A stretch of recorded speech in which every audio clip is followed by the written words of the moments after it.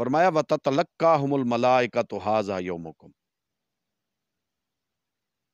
اعلان فرمایا جب قیامت کی فاضع الاکبر، بہت بڑی غم کی جو گھڑی ہوگی،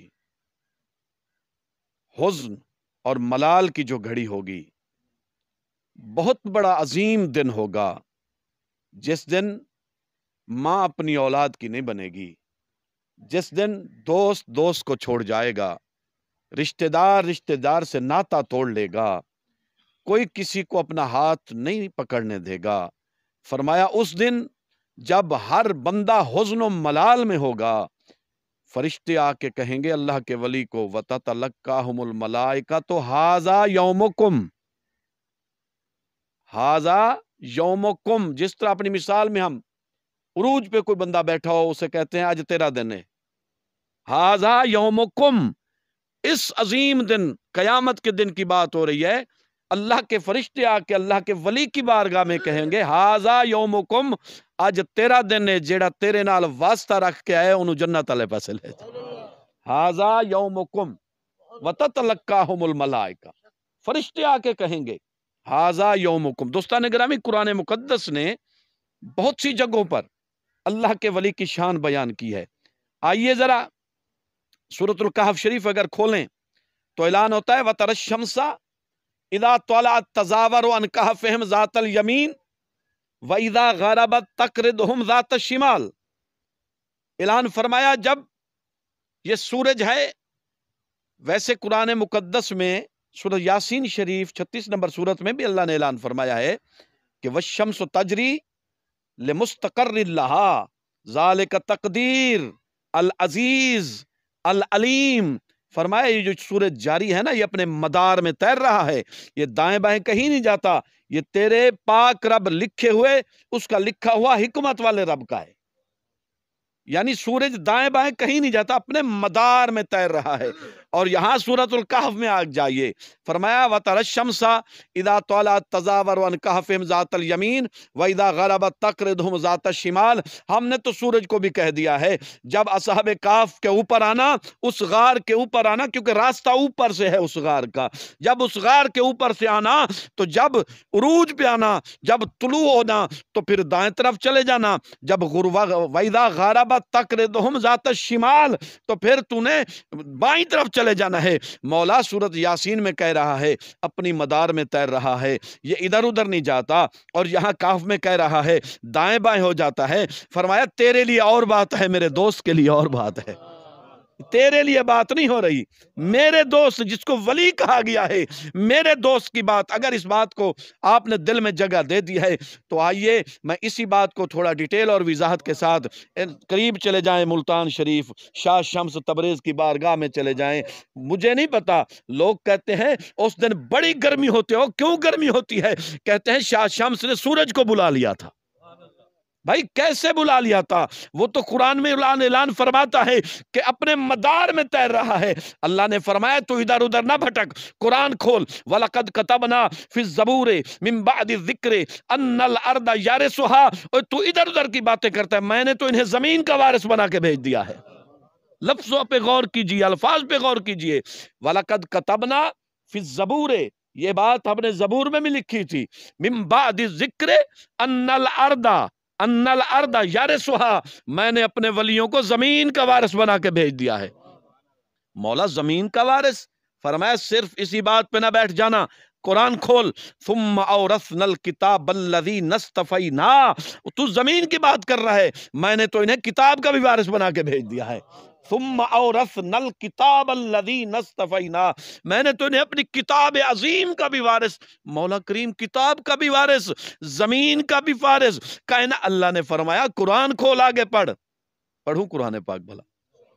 فرمایا تلک الجنت التی، میں 10 منٹ آپ سے بات کروں گا، تلک الجنت التی نورث من عبادنا۔ اور تو دنیا کی بات کرتا ہے، میں نے تو انہیں جنت کا بھی وارث بنا کے بھیج دیا۔ اللہ اکبر، تو دنیا کی بات کرتا ہے، میں نے انہیں جنت کا بھی وارث بنا۔ تلک الجنت التی نورث، عورت آئی نا، بابا جی کہ میرا بیٹا دریا میں ڈوب گیا ہے، آپ نے فرمایا کوئی گل نہیں، ہونے کاٹ لینے ہیں، کوئی بات نہیں ابھی نکال لے. تو اس نے کہا اکیلا تھوڑا گیا ہے, برات سمیت اس میں ڈوب گیا ہے.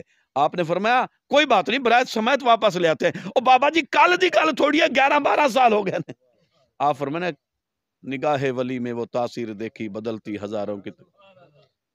ہم تو ہیں من عبادنا والے, جنہیں وہ اپنا بندہ کہہ رہا ہے. ایک ہم کہتے ہیں نا کہ ہم اللہ کے بندے ہیں, ہم اللہ کے بندے ہیں. فرمایا من عبادنا, ہم کہیں اللہ کے بندے ہیں اور بات ہے, جنہیں خود رب کہہ دے میرے بندے ہیں وہی اور بات ہے. جنہیں خود رب کہہ دے یہ میرے بندے ہیں. مولا کریم تیرا نظام قدرت ہے, کبھی کس طرف سورج کو پلٹا جا رہا ہے. فرمایا اس غار کے اندر, سورۃ الکہف کی طرف آ رہا ہوں, اس غار کے اندر فجوۃ من, اس غار کے اندر میرے کچھ بندے سوئے ہوئے ہیں. وہ بندے کون ہیں؟ میرے ہیں.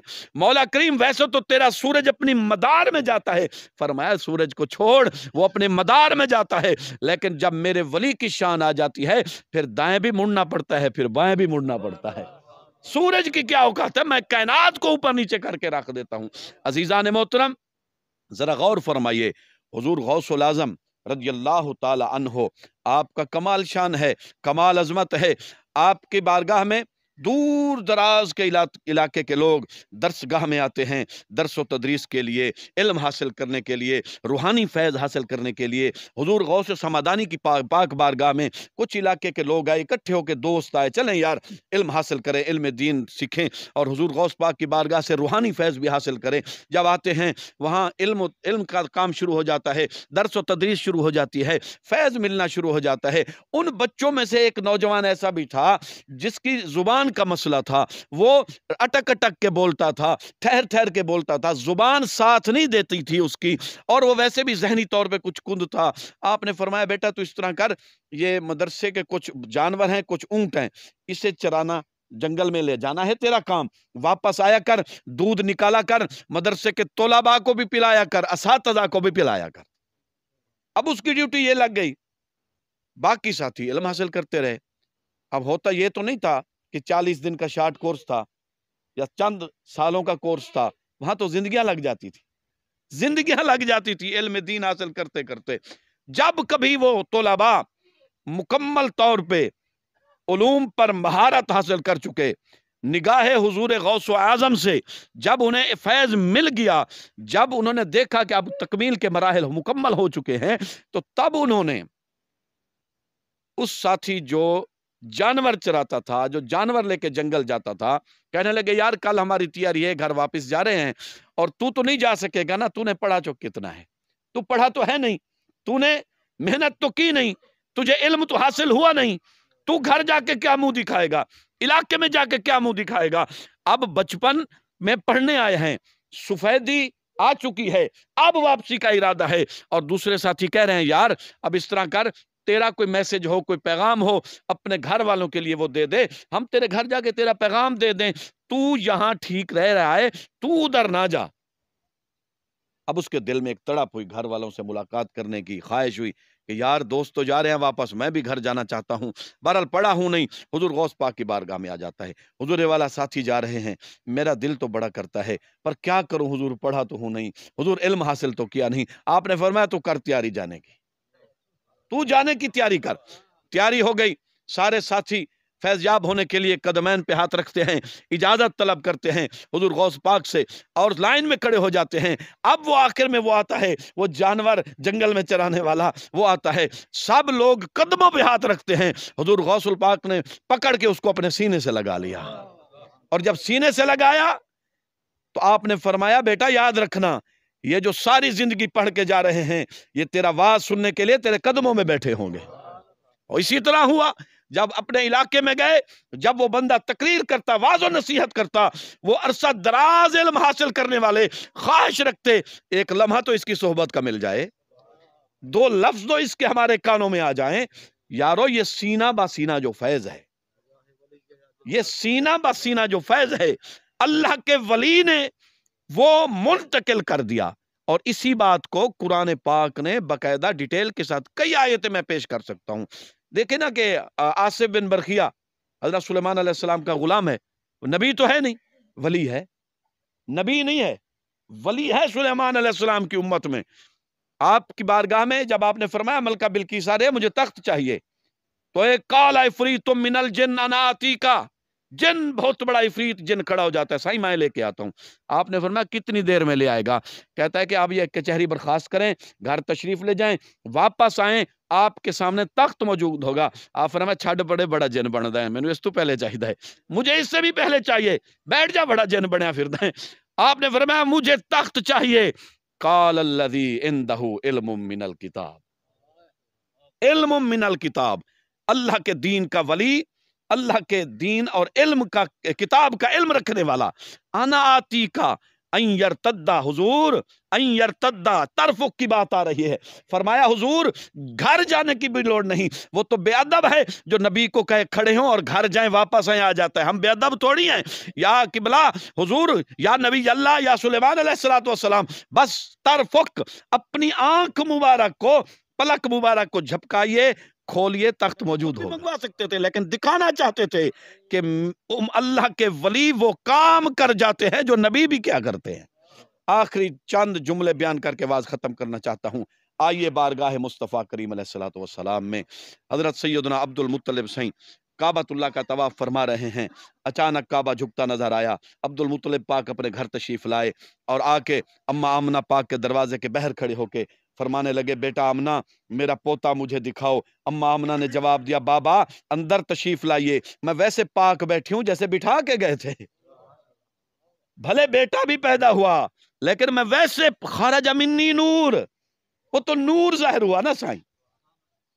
حضرت سیدنا عبد المطلب سنگھ اپنے پوتے کو تیرے میرے پاک نبی کو ہاتھوں میں اٹھاتے ہیں اور حویلی کے سارے نوکر آ کے قدمین شریفین کو ہاتھ لگا چوم کے کہتے ہیں ہاں قبلہ ان کا نام کیا رکھا ہے؟ آپ نے فرمایا سنو لوگو مکے والو، میں نے ان کا نام رکھا ہے محمد صلی اللہ علیہ وسلم۔ آسمانوں میں احمد ہے، جنات میں محمود ہے اور انسانوں میں احمد ہے، میں نے ان کا نام محمد رکھا ہے، میں نے ان کا نام محمد رکھا ہے۔ سب نے کہا سائیں اس سے پہلے کسی کا نام محمد تھا تو نہیں؟ چہرہ دکھا کے کہتے ہیں ایسا سونا آیا بھی تو نہیں۔